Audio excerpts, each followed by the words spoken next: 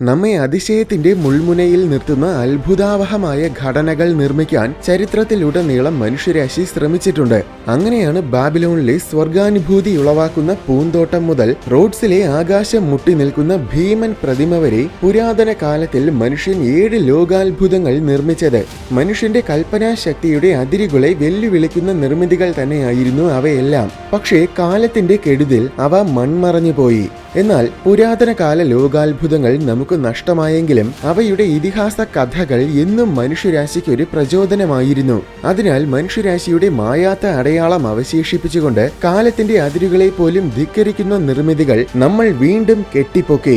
അങ്ങനെയാണ് മായൻ ജ്യോതിശാസ്ത്രവും വാസ്തുവിദ്യയും ഒന്നിക്കുന്ന ചിച്ചൻ ഇറ്റ്സ മുതൽ കല്ലിൽ കൊത്തിവെച്ച പ്രണയകാവ്യം വിളിച്ചോതുന്ന താജ്മഹൽ വരെ 7 പുതിയ ലോകാത്ഭുതങ്ങൾ ഭൂമിയിൽ ഉണ്ടായത്. പല പല ഭൂഖണ്ഡങ്ങളിലും സംസ്കാരങ്ങളിലുമായിട്ട് ചിതറിക്കിടക്കുന്ന ഈ ഘടനകൾ മനുഷ്യന്റെ നേട്ടങ്ങളുടെയും കൽപ്പനാശക്തിയുടെയും സാക്ഷ്യപത്രങ്ങളായി നിലകൊള്ളുകയാണ്.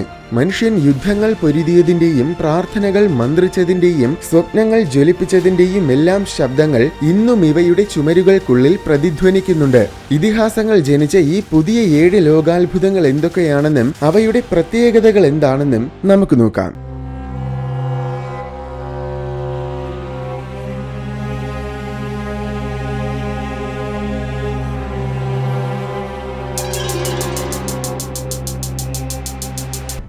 പുരാതന കാലത്തിലെ ലോകാത്ഭുതങ്ങളെ ശരിക്കും ആരും പ്രത്യേകം തിരഞ്ഞെടുക്കുകയല്ല ചെയ്തത്. പകരം അന്നത്തെ പ്രശസ്തിക്കും പ്രാധാന്യത്തിനും അനുസരിച്ച് അവ സ്വയം തിരഞ്ഞെടുക്കപ്പെട്ടവയായി മാറിയതാണ്. എന്നാൽ പുതിയ ലോകാത്ഭുതങ്ങളെ വോട്ടിംഗിന്റെ അടിസ്ഥാനത്തിലാണ് തിരഞ്ഞെടുത്തത്. പുതിയ ലോകാത്ഭുതങ്ങൾ നിർണ്ണയിക്കാൻ ബെർണാഡ് വെബർ എന്ന സ്വിറ്റ്സർലൻഡുകാരൻ 2001 സ്ഥാപിച്ച ന്യൂ 7 വണ്ടേഴ്സ് ഫൗണ്ടേഷൻ എന്നൊരു സംഘടനയാണ് ഈ വോട്ടിംഗ് നടത്തിയത്. 2001 ലോകമെമ്പാടുമുള്ള 200 നിർമ്മിതികളെ അവരാദ്യം ഇതിനു വേണ്ടി തിരഞ്ഞെടുത്തിരുന്നു. ശേഷം 2006 അതിൽ നിന്നും 21 എണ്ണം തിരഞ്ഞെടുത്തു. അതിൽ നിന്നും അവസാനം 10 കോടിയിലേറെ പേരുടെ വോട്ടിംഗ് പ്രകാരം 2007 പുതിയ ലോകാത്ഭുതങ്ങളെ തിരഞ്ഞെടുത്തു. നിർഭാഗ്യവശാൽ ഇന്ത്യയിൽ ഇന്റർനെറ്റ് ഒന്നും അത്രത്തോളം വ്യാപകമായിട്ടില്ലാത്ത ഒരു കാലത്തിലാണ് ഈ വോട്ടിംഗ് നടന്നത്. ഇന്നത്തെ കാലത്തിലായിരുന്നെങ്കിൽ ലോകാത്ഭുതങ്ങളുടെ പട്ടികയിൽ ഒരുപക്ഷെ ഇന്ത്യയിൽ നിന്നും 1-ലധികം നിർമ്മിതികൾ ഉണ്ടായിരിക്കുമായിരുന്നു. പുതിയ ലോകാത്ഭുതങ്ങളിലേക്കുള്ള യാത്ര നമുക്ക് നമ്മുടെ ഇന്ത്യയിൽ നിന്നും തന്നെ തുടങ്ങാം. ഉത്തർപ്രദേശിലെ ആഗ്ര നഗരത്തിൽ യമുന നദീതീരത്തിന് സമീപം വെണ്ണക്കല്ലിൽ പണിത ഒരു സൗധം കാണാം. അതാണ് ഇന്ത്യയുടെ മുഖമുദ്രയായി മാറിയ താജ്മഹൽ. ഏതാണ്ട് 4 നൂറ്റാണ്ടുകൾക്ക് മുന്നേ, അതായത് 1653 താജ്മഹൽ നിർമ്മിച്ചത്. ആ കാലഘട്ടത്തിലെ 5ാമത്തെ മുഗൾ ചക്രവർത്തിയായിരുന്നു ഷാജഹാൻ. അദ്ദേഹത്തിന്റെ ഭാര്യ മുംതാസ് മഹൽ അവരുടെ 14ാമത്തെ കുഞ്ഞിന് ജന്മം നൽകുന്ന സമയത്തിൽ മരണപ്പെട്ടു. ആദ്യം മുംതാസിനെ താൽക്കാലികമായിട്ട് മറവ് ചെയ്തത് മധ്യപ്രദേശിലെ ബുർഹൻപൂറിലായിരുന്നു. ശേഷം തന്റെ ഭാര്യയോടുള്ള സ്നേഹത്തിന്റെ പ്രതീകമായി ഒരു വലിയ ശവകുടീരം പണിയാൻ ഷാജഹാൻ തീരുമാനിച്ചു. അങ്ങനെ ശരീരത്തിനെ എടുത്ത് 700 കിലോമീറ്ററുകൾക്കപ്പുറമുള്ള ആഗ്രയിലേക്ക് കൊണ്ടുപോയി. അവിടെ മുംതാസിന് വേണ്ടി പണി കഴിപ്പിച്ച ശവകുടീരമാണ് താജ്മഹൽ. ഇതുവരെ പണിതിട്ടുള്ളതിൽ വെച്ച് ഏറ്റവും ഗംഭീരമായ ശവകുടീരം താജ്മഹൽ ആയിരിക്കണമെന്നായിരുന്നു ഷാജഹാന്റെ ആഗ്രഹം. അതിനുവേണ്ടി മുഗൾ സാമ്രാജ്യത്തിലെ അന്നത്തെ ഏറ്റവും കഴിവുറ്റ ശില്പിയായിട്ട് പരിഗണിച്ചിരുന്ന ഉസ്താദ് അഹമ്മദ് ലഹോരിയെയാണ് അദ്ദേഹം തിരഞ്ഞെടുത്തത്. കാശൊന്നും അദ്ദേഹത്തിന് ഒരു പ്രശ്നമേ ആയിരുന്നില്ല. കാരണം മുഗൾ സാമ്രാജ്യത്തിന് അതിരുകളില്ലാത്ത സ്വത്തുക്കൾ ഉണ്ടായിരുന്നു. 20,000-ൽ കൂടുതൽ പണിക്കാരെ വെച്ച് വെറും 2 പതിറ്റാണ്ടുകൾ കൊണ്ടാണ് ഇത് പണിതത്. ആഗ്രയിൽ നിന്നും 300 കിലോമീറ്ററുകൾക്കകലെയുള്ള രാജസ്ഥാനിലെ മക്രാനയിലെ ഖനികളിൽ നിന്നുമാണ് താജ്മഹലിന് വേണ്ട മാർബിൾസ് കൊണ്ടുവന്നത്. 1000-കണക്കിന് ആനകളെയാണ് അന്ന് അതിനു വേണ്ടി ഉപയോഗിച്ചത്. മനോഹരമായ വെള്ള മാർബിൾസിനിടയിൽ അത്യധികം വിലപിടിപ്പുള്ള 28 തരം കല്ലുകൾ കൊണ്ട് അലങ്കരിച്ചിരുന്നു. ടിബറ്റിൽ നിന്നുമുള്ള നീലക്കല്ലുകൾ, ശ്രീലങ്കയിൽ നിന്നും കൊണ്ടുവന്ന മരതക കല്ലുകൾ, ചൈനയിൽ നിന്നുമുള്ള ക്രിസ്റ്റലുകൾ, അങ്ങനെ ഏഷ്യയുടെ വിവിധ ഭാഗങ്ങളിൽ നിന്നുമാണ് ഇവയെല്ലാം കൊണ്ടുവന്നത്. ഇതിനു ചുറ്റുമുള്ള 4 തൂണുകൾ നിങ്ങൾ ശ്രദ്ധിച്ചു കാണും. ഈ തൂണുകൾക്കൊരു പ്രത്യേകതയുണ്ട്. അവ പുറത്തോട്ട് ചരിഞ്ഞാണ് നിൽക്കുന്നത്. അത് നിർമ്മിതിയിൽ വന്ന പിഴവൊന്നുമല്ല, മറിച്ച് ഭൂമി കുലുക്കമെങ്ങാനും സംഭവിച്ചാൽ ഈ തൂണുകൾ ചെന്ന് ശവകുടീരത്തിൽ വീഴാതെ പുറത്തോട്ട് വീഴാൻ വേണ്ടിയിട്ടാണ് അങ്ങനെ നിർമ്മിച്ചിരിക്കുന്നത്. അന്ന് 50 ലക്ഷം രൂപയോളം ചിലവാക്കിയാണ് ഇത് നിർമ്മിച്ചത്. അതായത് ഇന്നത്തെ മൂല്യം വെച്ച് നോക്കിയാൽ ഏതാണ്ട് 3500 കോടി രൂപ. 240 അടി ഉയരമുള്ള താജ്മഹൽ ശരിക്കും ഒരു ബൃഹത്തായ നിർമ്മിതി തന്നെയാണ്. 42 ഏക്കർ വിസ്തീർണതയുള്ള വിശാലമായ സ്ഥലത്തിലാണ് ഇത് സ്ഥാപിച്ചിരിക്കുന്നത്. ഇതിന് ചുറ്റും നിറയെ തോട്ടങ്ങളുണ്ട്. താജ്മഹലിന് പുറമെ ഈ 42 ഏക്കർ സ്ഥലത്തിൽ ഒരു മോസ്കും ഗസ്റ്റ് ഹൗസും കൂടെയുണ്ട്. ഇന്ന് ലോകത്തിൽ ഏറ്റവും കൂടുതൽ പേര് സന്ദർശിക്കുന്ന നിർമ്മിതികളിലൊന്നാണ് താജ്മഹൽ. ഓരോ വർഷവും 50 ലക്ഷത്തിൽ കൂടുതൽ പേരാണ് ഈ ലോകാത്ഭുതം കാണാൻ എത്തുന്നത്.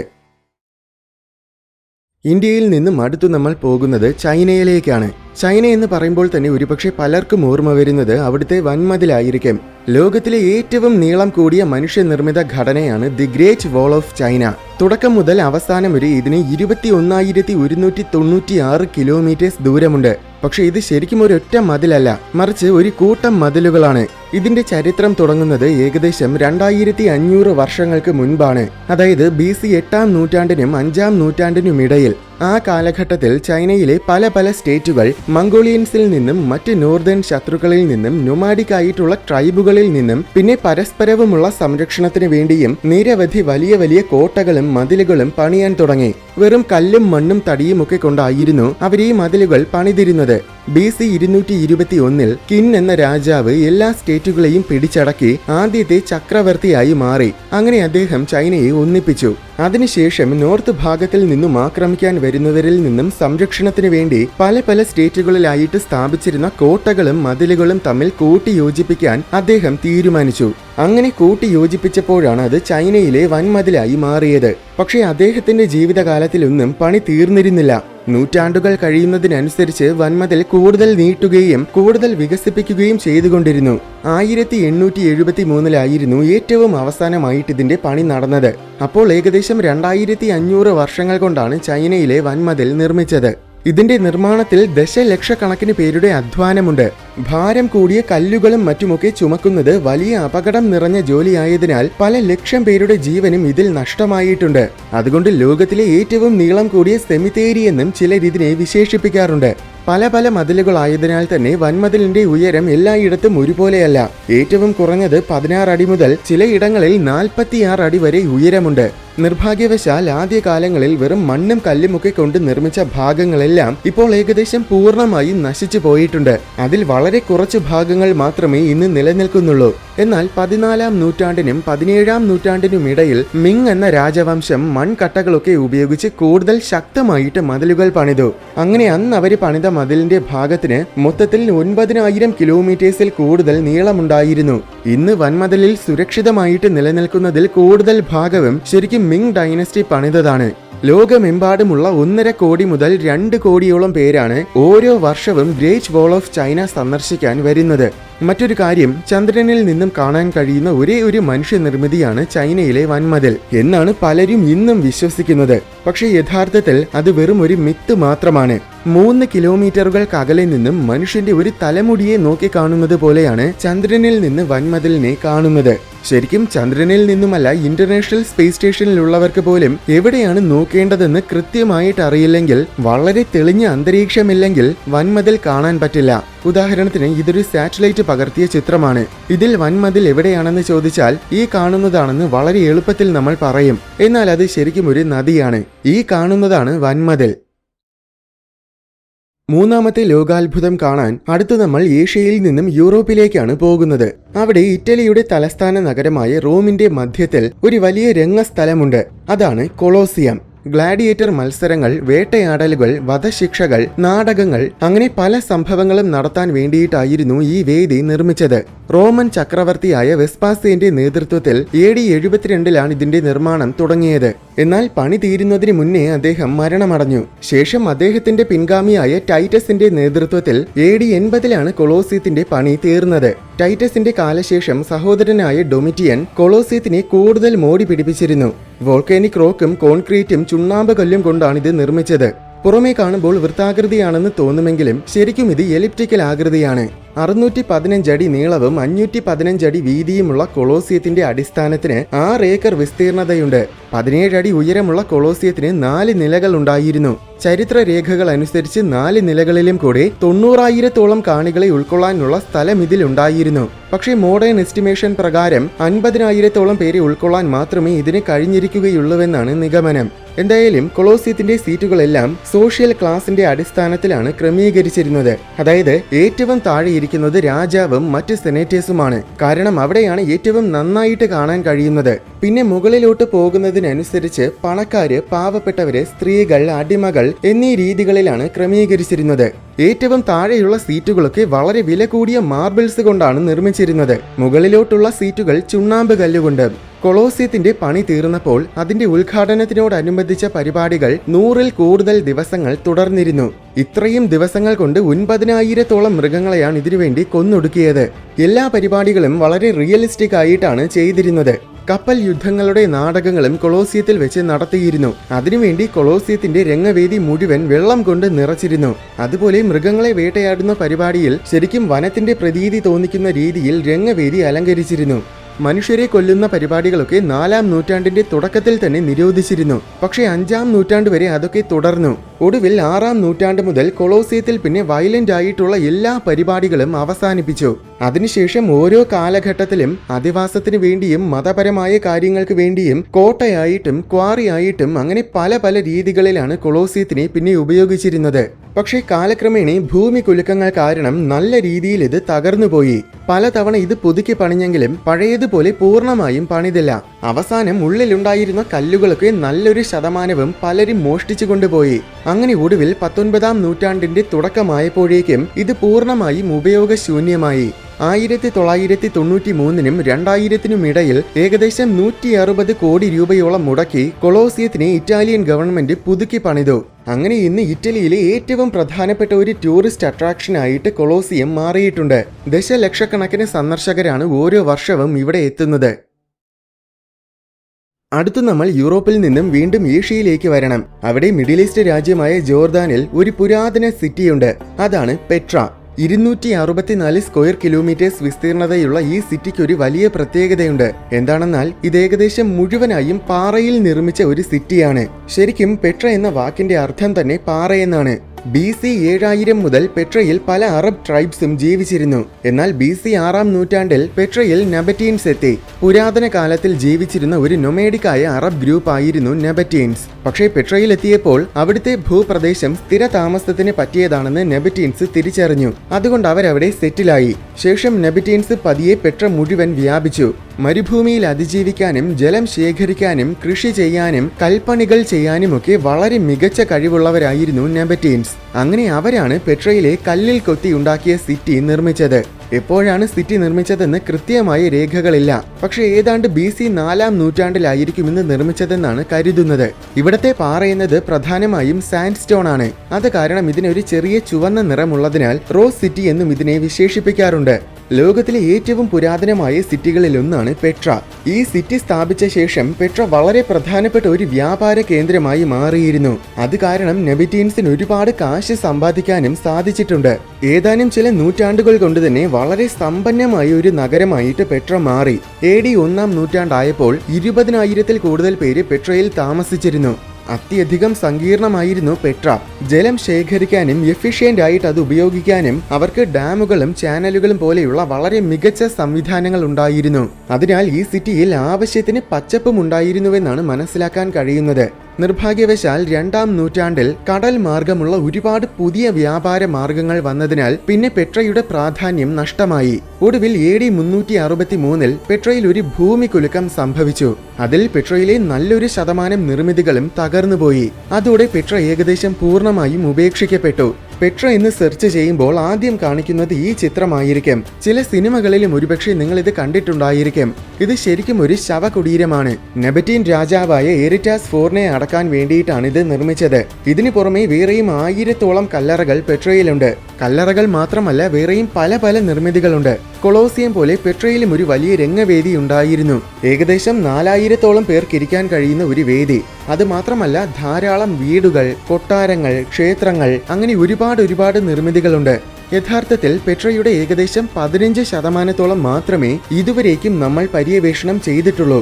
ബാക്കി 85%-വും അണ്ടർഗ്രൗണ്ടിൽ മറഞ്ഞു കിടക്കുകയാണ്. നിലവിൽ ഓരോ വർഷവും 10 ലക്ഷത്തോളം പേര് പെട്ര സന്ദർശിക്കാൻ എത്തുന്നുണ്ട്. അഞ്ചാമത്തെ ലോകാത്ഭുതം കാണാൻ അടുത്ത് നമ്മൾ നോർത്ത് അമേരിക്കയിലോട്ടാണ് പോകേണ്ടത്. അവിടെ മെക്സിക്കോയിലെ യുക്കാറ്റൻ പെനിൻസുലയിൽ മറ്റൊരു പുരാതന സിറ്റി കാണാം. അതാണ് ചിച്ചൻ ഇറ്റ്സ. മായൻസ് നിർമ്മിച്ചിട്ടുള്ള ഏറ്റവും വലിയ സിറ്റികളിലൊന്നായിരുന്നു ഇത്. മായൻ സംസ്കാരത്തിന്റെ നിരവധിയായ വശങ്ങൾ കാണിക്കുന്ന ആകർഷകവും വൈവിധ്യപൂർണവുമായ വാസ്തുവിദ്യയാണ് ഈ സിറ്റിയുടെ ഏറ്റവും വലിയ പ്രത്യേകത. അതിനു പുറമെ ഇത് മായൻ നാഗരികതയുടെ ഒരു പ്രധാന സാമ്പത്തിക കേന്ദ്രവുമായിരുന്നു. AD 4-ാം നൂറ്റാണ്ടിന് മുൻപ് മുതൽ തന്നെ ഇവിടെ മായൻസ് ജീവിച്ചിരുന്നു. AD 600-നും 900-നും ഇടയിലായിരിക്കും ഈ സിറ്റിയിൽ ഇന്ന് കാണുന്ന പ്രധാനമായ നിർമ്മിതികളൊക്കെ ഉണ്ടാക്കിയത്. കാരണം ആ കാലഘട്ടത്തിലാണ് ചിച്ചൻ ഇറ്റ്സ സുപ്രധാനമായ ഒരു സാമ്പത്തിക കേന്ദ്രമായി മാറിയത്. ചിച്ചൻ ഇറ്റ്സയിലെ ഏറ്റവും പ്രശസ്തമായ നിർമ്മിതി എന്നത് എൽ കാസ്റ്റിലോ എന്നൊരു ക്ഷേത്രമാണ്. ഒരു സ്റ്റെപ്പ് പിരമിഡ് ആയിട്ടാണ് ഇത് നിർമ്മിച്ചിരിക്കുന്നത്. ഇതിന്റെ ഓരോ വശത്തിലും 91 പടികൾ വീതമുണ്ട്. പിന്നെ ഏറ്റവും മുകളിലത്തെ പ്ലാറ്റ്ഫോം കൂടെ ചേർത്ത് 365 പടികളുണ്ട്. അതായത് ഒരു വർഷത്തിലെ ദിവസങ്ങളുടെ എണ്ണം. ഈ ക്ഷേത്രത്തിനുള്ളിൽ മറ്റൊരു ചെറിയ ക്ഷേത്രമുണ്ട്. അതിന്റെയും ഉള്ളിൽ വേറൊരു ക്ഷേത്രമുണ്ട്. അതെന്തുകൊണ്ടാണെന്നാൽ കുറച്ച് നൂറ്റാണ്ടുകൾ കൂടുമ്പോൾ അവർ പഴയ ക്ഷേത്രത്തിന് മുകളിലൂടെ പുതിയ ക്ഷേത്രം പണിയാറുണ്ട്. അങ്ങനെയാണ് ഇതിനുള്ളിൽ ചെറിയ ക്ഷേത്രങ്ങൾ ഉള്ളത്. ഈ സിറ്റിയുടെ പ്രധാന ജലാശയം എന്നത് ഒരു വലിയ സിങ്ക് ഹോൾ ആയിരുന്നു. ആസ്ട്രോണമിയിൽ മികച്ച അറിവുള്ളവരായിരുന്നു മായൻസ്. സൂര്യഗ്രഹണമൊക്കെ അവർക്ക് മുൻകൂട്ടി പ്രവചിക്കാൻ പോലും കഴിഞ്ഞിരുന്നു. വാന നിരീക്ഷണത്തിന് വേണ്ടി സങ്കീർണമായ ഒബ്സർവേറ്ററി പോലത്തെ ഒരു നിർമ്മിതിയും ഇവിടെയുണ്ട്. ഇതുപോലെ വേറെയും നിരവധി നിർമ്മിതികൾ ഈ പുരാതന സിറ്റിയിലുണ്ട്. എന്തായാലും നൂറ്റാണ്ടുകളുടെ സമൃദ്ധിക്കൊടുവിൽ ഏതാണ്ട് 16-ാം നൂറ്റാണ്ടിൽ ചിച്ചൻ ഇറ്റ്സ ഉപേക്ഷിക്കപ്പെട്ടു. അതിന്റെ കൃത്യമായ കാരണങ്ങളൊന്നും അറിയില്ല. നിലവിൽ 20 ലക്ഷത്തോളം പേര് ഓരോ വർഷവും ചിച്ചൻ ഇറ്റ്സയെ സന്ദർശിക്കാൻ എത്താറുണ്ട്. നോർത്ത് അമേരിക്കയിൽ നിന്നും നേരെ സൗത്ത് അമേരിക്കയിൽ വന്നാൽ അവിടുത്തെ ഒരു രാജ്യമായ പെറുവിൽ വേറൊരു പുരാതന സിറ്റിയുണ്ട്. അതാണ് മാച്ചു പിച്ചു. ആൻഡീസ് മലനിരകളിലെ 2 മലകൾക്കിടയിലുള്ള തിട്ടയിലാണ് ഈ നഗരം സ്ഥാപിച്ചിരിക്കുന്നത്. അതുകൊണ്ട് തന്നെ സമുദ്രനിരപ്പിൽ നിന്നും ഇത് ഏകദേശം 2430 മീറ്റേഴ്സ് ഉയരത്തിലാണ്. AD 15-ാം നൂറ്റാണ്ടിൽ ഇൻക എന്ന വലിയൊരു സാമ്രാജ്യമാണ് വെസ്റ്റേൺ സൗത്ത് അമേരിക്ക മുഴുവൻ ഭരിച്ചിരുന്നത്. ആ കാലഘട്ടത്തിലാണ് ഇൻക സാമ്രാജ്യം ഈ ചെറിയ നഗരം സ്ഥാപിച്ചത്. 750ഓളം പേര് ഇവിടെ അന്ന് ജീവിച്ചിരുന്നു. അതിൽ ഭൂരിപക്ഷവും വേലക്കാരായിരുന്നുവെന്നാണ് നിഗമനം. എന്തിനാണിത് സ്ഥാപിച്ചതെന്ന് കൃത്യമായിട്ട് ചരിത്രരേഖകളിലൊന്നും പറഞ്ഞിട്ടില്ല. മതപരമായ വിശ്വാസങ്ങൾക്ക് വേണ്ടിയിട്ടാണെന്ന് ചിലർ പറയുമ്പോൾ ഇതൊരു കോട്ടയായിരുന്നുവെന്നാണ് മറ്റു ചിലർ പറയുന്നത്. എന്തിനു വേണ്ടിയിട്ടാണെങ്കിലും ഈ സിറ്റി ശരിക്കും ഒരു എഞ്ചിനീയറിംഗ് മികവ് തന്നെയാണ്. കാരണം കല്ലുകളെ വളരെ കൃത്യതയോടെ മുറിച്ച ശേഷം അതിനെയാണ് കെട്ടിടങ്ങൾ നിർമ്മിക്കാൻ ഉപയോഗിച്ചിരുന്നത്. ഒരു പസിൽ പീസ് കണക്ട് ആകുന്നത് പോലെയാണ് ഈ കല്ലുകൾ പരസ്പരം കണക്ട് ആയിരിക്കുന്നത്. അതായത് അത്രയേറെ പ്രിസൈസ് ആയിട്ടായിരുന്നു ഈ കല്ലുകൾ മുറിച്ചിരുന്നത്. അത് കാരണം ഇതിന് കുമ്മായത്തിന്റെ ആവശ്യം പോലും ഉണ്ടായിരുന്നില്ല. അതിനേക്കാൾ ഉപരി ഈ കല്ലുകൾ കൃത്യസ്ഥാനത്തിൽ തന്നെ ഉറച്ചിരിക്കുന്നവയല്ല. പകരം അവ ചെറുതായിട്ട് ചലിക്കുന്ന രീതിയിലാണ് കെട്ടിടങ്ങൾ നിർമ്മിച്ചിരുന്നത്. അതുകൊണ്ട് ഭൂമി കുലുക്കങ്ങളൊക്കെ സംഭവിക്കുന്ന സമയത്തിൽ ഈ കല്ലുകൾ പെട്ടെന്ന് ഇളകിപ്പോകില്ല. അവ ചെറുതായിട്ടൊന്ന് അനങ്ങിയ ശേഷം വീണ്ടും പഴയ സ്ഥാനത്തിൽ തന്നെ ഇരിക്കും. അങ്ങനെ ഭൂകമ്പങ്ങളെ വരെ പ്രതിരോധിക്കാൻ കഴിവുള്ള രീതിയിലാണ് ഈ സിറ്റിയെ ഇൻക നിർമ്മിച്ചിരിക്കുന്നത്. ക്ഷേത്രങ്ങളും വീടുകളും സാങ്ച്വറികളും ഒബ്സർവേറ്ററിയും അങ്ങനെ നിരവധി നിർമ്മിതികൾ ഇവിടെയുണ്ട്. പണ്ട് ശരിക്കും ഈ കെട്ടിടങ്ങളെല്ലാം നിറയെ സ്വർണം കൊണ്ട് അലങ്കരിച്ചിരുന്നുവെന്നാണ് കരുതപ്പെടുന്നത്. സിറ്റിയിൽ നിറയെ കൃഷി സ്ഥലങ്ങളുമുണ്ട്. സിറ്റിക്ക് പുറമെ ചുറ്റുമുള്ള സീനറിയും കാണാൻ ഗംഭീരമാണ്. ഇതിനു ചുറ്റും മഞ്ഞുമൂടിയ പച്ചപ്പ് കൊണ്ട് നിറഞ്ഞ കാടുണ്ട്. ഈ കാടുകൾ മുഴുവൻ ഓർക്കിഡുകൾ കൊണ്ട് നിറഞ്ഞതാണ്. 300-ൽ പരം ഓർക്കിഡ് വർഗ്ഗങ്ങളെ ഇവിടെ കാണാം. അതൊക്കെ ശരിക്കും അതിമനോഹരമായ ഒരു കാഴ്ച തന്നെ ആയിരിക്കും. ഓരോ വർഷവും 10 ലക്ഷം മുതൽ 20 ലക്ഷത്തോളം പേര് ഈ മനോഹാരിത കണ്ട് ആസ്വദിക്കാൻ മാച്ചു പിച്ചുവിൽ എത്താറുണ്ട്. എന്തുകൊണ്ടാണ് ഈ സിറ്റി ഉപേക്ഷിക്കപ്പെട്ടത് എന്നതിനെക്കുറിച്ചും കൃത്യമായ രേഖകളില്ല. എന്നിരുന്നാലും ഒരുപക്ഷെ ഇൻക സാമ്രാജ്യം തകർന്നതിനു ശേഷമായിരിക്കും ഒരുപക്ഷെ ഇത് ഉപേക്ഷിക്കപ്പെട്ടതെന്നാണ് നിഗമനം. അടുത്ത് നമ്മൾ വീണ്ടും മറ്റൊരു സൗത്ത് അമേരിക്കൻ രാജ്യമായ ബ്രസീലിലേക്കാണ് പോകുന്നത്. അവിടെയാണ് 7ാമത്തെ ലോകാത്ഭുതമായ ക്രൈസ്റ്റ് ദ റെഡീമർ എന്ന സ്റ്റാച്യു സ്ഥിതി ചെയ്യുന്നത്. പേര് പോലെ തന്നെ ഇത് ജീസസിന്റെ സ്റ്റാച്യു ആണ്. 1931-ലാണ് ഇത് നിർമ്മിച്ചത്. കുർക്കോവേഡോ എന്നൊരു പർവ്വതത്തിന്റെ മുകളിലാണ് ഇത് സ്ഥിതി ചെയ്യുന്നത്. ബേസും കൂടെ ചേർത്താണെങ്കിൽ പ്രതിമയ്ക്ക് ആകെ മൊത്തം 125 അടി ഉയരമുണ്ട്. കൈകൾക്കാണെങ്കിൽ 92 അടി വീതിയും. പ്രതിവർഷം 2 ദശലക്ഷത്തോളം പേര് ഈ പ്രതിമയെ കാണാൻ എത്താറുണ്ട്. ലോകത്തിലെ ഏറ്റവും ഉയരം കൂടിയ ക്രൈസ്റ്റ് സ്റ്റാച്യു ഇതാണെന്ന തെറ്റിദ്ധാരണ പലർക്കുമുണ്ട്. എന്നാൽ ഇതിനേക്കാൾ ഉയരം കൂടിയ ക്രൈസ്റ്റ് പ്രതിമകൾ ലോകത്തിലുണ്ട്. പക്ഷേ ഒന്നും തന്നെ സ്ഥാപിച്ചിരിക്കുന്നത് ക്രൈസ്റ്റ് ദി റെഡീമറിന്റെ അത്ര മനോഹരമായ സ്ഥലത്തിലല്ല. പർവ്വതത്തിന് മുകളിലായതിനാൽ ഏറ്റവും മുകളിൽ ചെന്ന് നോക്കിയാൽ ചുറ്റുമുള്ള വളരെ മനോഹരമായ കാഴ്ചകളൊക്കെ കാണാൻ കഴിയും. പക്ഷെ ഇത്രയും ഉയരത്തിലായതുകൊണ്ട് ഇടയ്ക്കിടയ്ക്ക് സ്റ്റാച്യുവിൽ ഇടിമിന്നൽ വന്ന് പതിക്കാറുണ്ട്. സ്റ്റാച്യുവിൽ നിരവധി ലൈറ്റ്നിങ് റോഡ്സ് ഉള്ളതുകൊണ്ട് അതൊന്നും സാധാരണഗതിയിൽ വലിയ പ്രശ്നമാകാറില്ല. എങ്കിലും 2014 തലയുടെ പിന്നിലെ ചെറിയൊരു ഭാഗം ഇടിമിന്നലിൽ നശിച്ചിരുന്നു. ഉടൻ തന്നെ അധികാരികൾ അത് റിപ്പയറും ചെയ്തു.